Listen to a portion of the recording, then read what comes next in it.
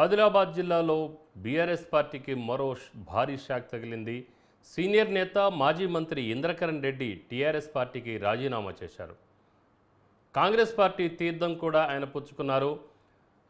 Congress party Telangana రాష్ట్ర incharge Deepa Das Munshi సమక్షంలో ఆయన కాంగ్రెస్ పార్టీ కండువాను కప్పుకున్నారు.